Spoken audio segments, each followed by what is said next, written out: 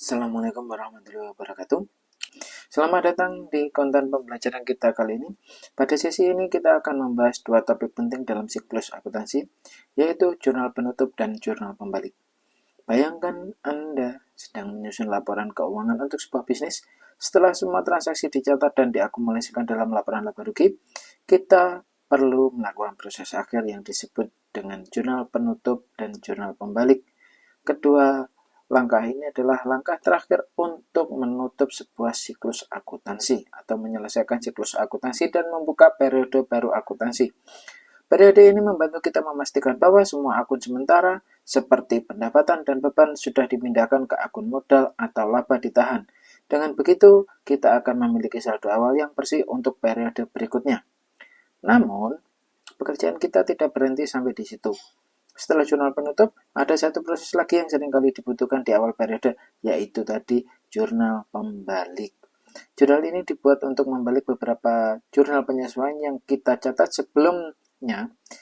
Dan mengapa ini diperlukan? Karena jurnal pembalik itu sendiri membantu kita untuk menyederhanakan pencatatan transaksi di periode baru, khususnya yang sifatnya berulang. Dengan memahami kedua proses ini, Anda akan memiliki pemahaman yang lebih komprehensif tentang siklus akuntansi dan bagaimana setiap langkah berkontribusi pada keandalan laporan keuangan. Mari kita mulai dan selamat belajar. Baik, pertama-tama pada topik ini kita akan membahas terkait dengan jurnal penutup yang alasannya dan apa sebenarnya yang namanya jurnal penutup itu dan mengapa yang ditutup hanya buku besar bagian pendapatan dan biaya.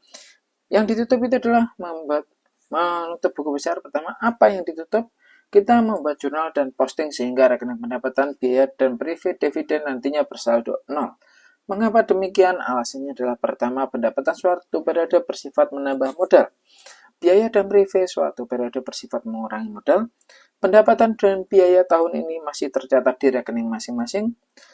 Caranya bagaimana untuk menutup akun-akun temporer seperti itu tadi? Pertama, yang harus kita tutup adalah menutup rekening pendapatan, menutup rekening beban, menutup rekening ikhtisar laba rugi, menutup rekening privé.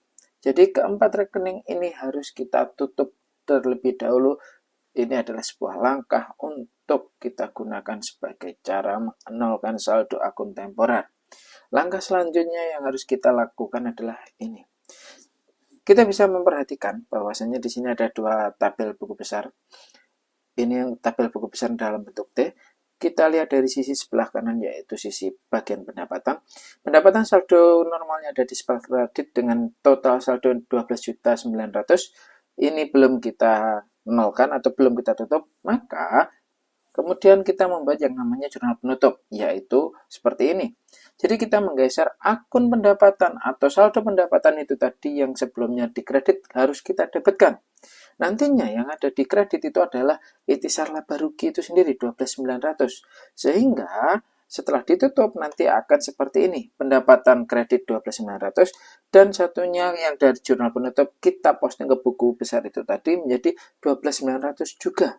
Sehingga nantinya antara pendapatan di bagian saldo kredit dan saldo debit itu sama-sama 12.900 dan ketika di-matchkan itu menjadi 0. Kemudian yang ikhtisar laba ruginya kita masukkan ke kredit 12.900. Setelah itu kita menutup akun beban. Di sini sebagai contoh ada biaya telepon.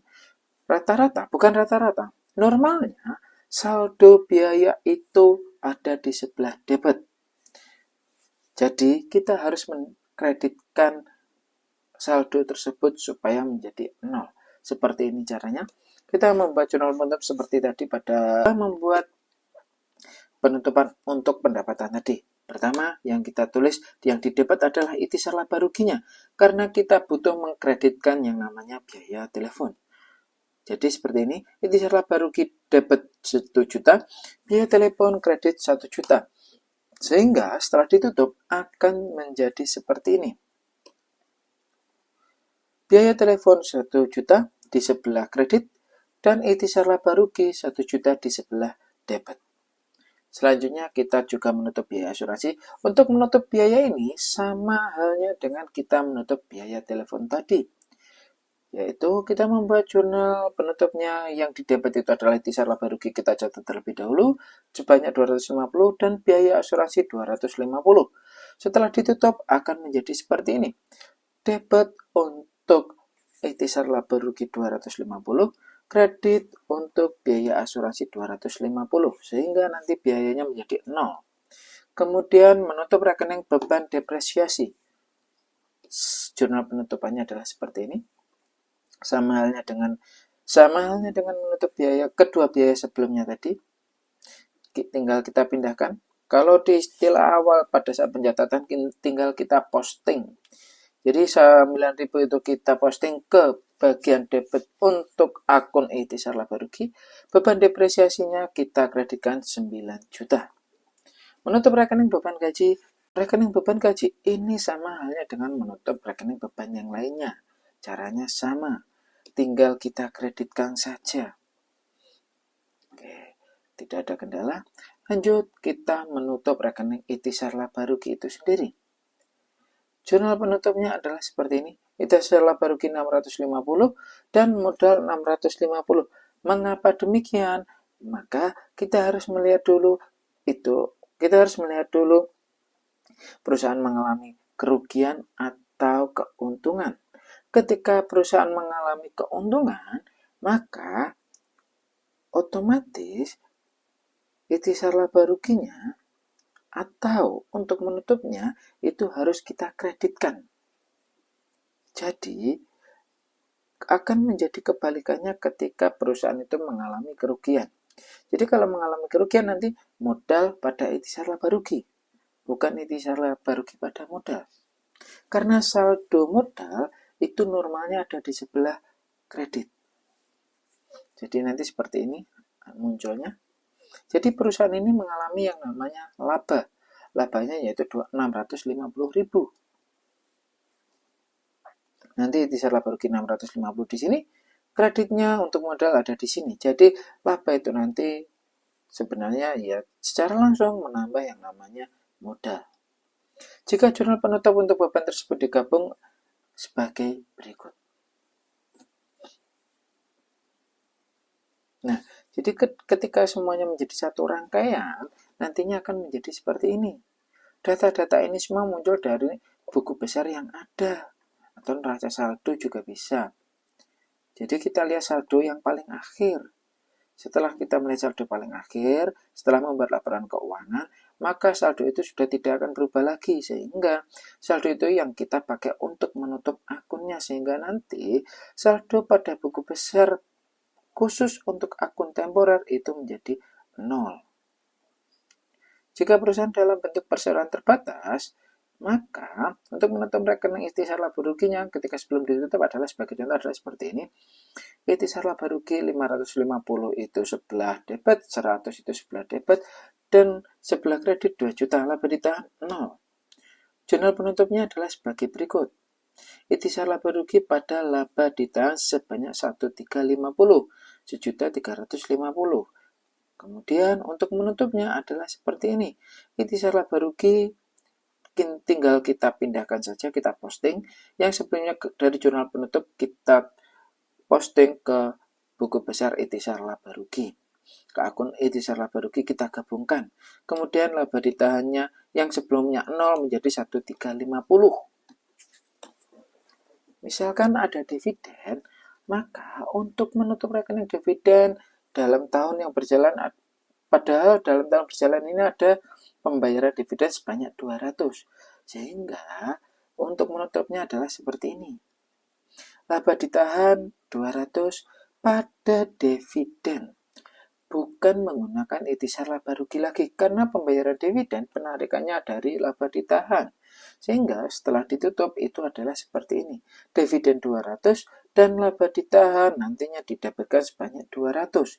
Dengan demikian nanti saldo laba ditahan menjadi berkurang 200.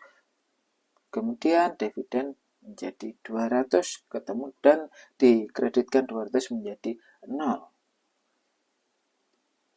Nah, selanjutnya kalau kita tadi sudah membahas yang namanya jurnal penutup, selanjutnya kita membahas yang namanya jurnal pembalik atau jurnal balik. Jurnal balik itu sendiri adalah jurnal yang dibuat pada awal periode, sebagai kebalikan dari sebagian jurnal penyesuaian pada akhir periode sebelumnya.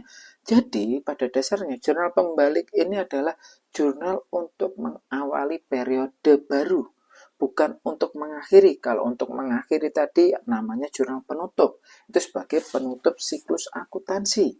Kemudian, semua jurnal penyesuaian pada akhir periode sebelumnya harus di jurnal pembalik?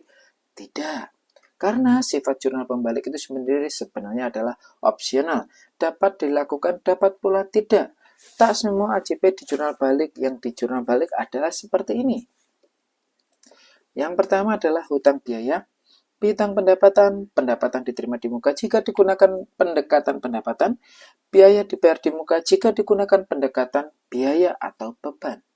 Oleh karena itu, sebagai contohnya adalah ini. Jurnal penyesuaiannya adalah sebagai berikut.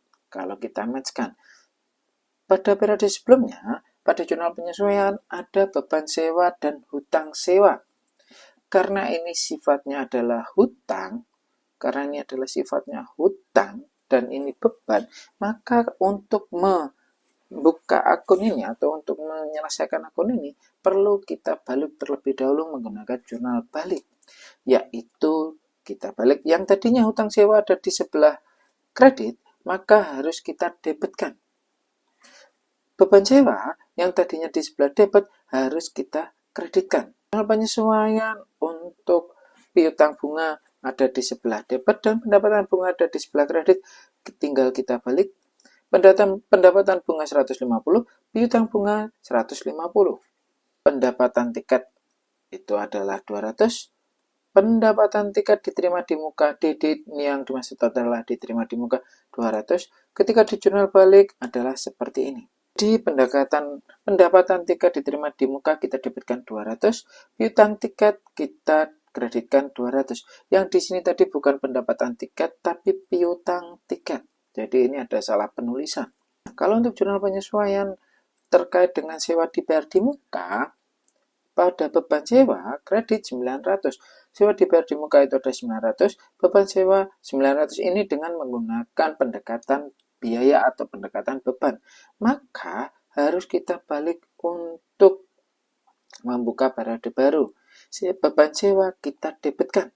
Sewa dibayar di muka kita kreditkan 900. Kemudian, inilah akhir dari sebuah perjalanan siklus akuntansi. Sampai bertemu pada pembahasan dan topik yang lebih menarik di kemudian waktu. Kita telah sampai pada akhir pembelajaran pada topik kali ini. Semoga penjelasan tentang jurnal penutup dan jurnal pembalik memberi Anda pemahaman yang lebih mendalam tentang siklus akuntansi dan pentingnya setiap proses di dalamnya. Terima kasih sudah mengikuti pembahasan ini hingga akhir. Semoga materi ini bermanfaat bagi pemahaman Anda dalam akuntansi dan bisa diterapkan dalam praktik. Sampai jumpa di konten pembelajaran berikutnya dan tetap semangat belajar. Wassalamualaikum warahmatullahi wabarakatuh.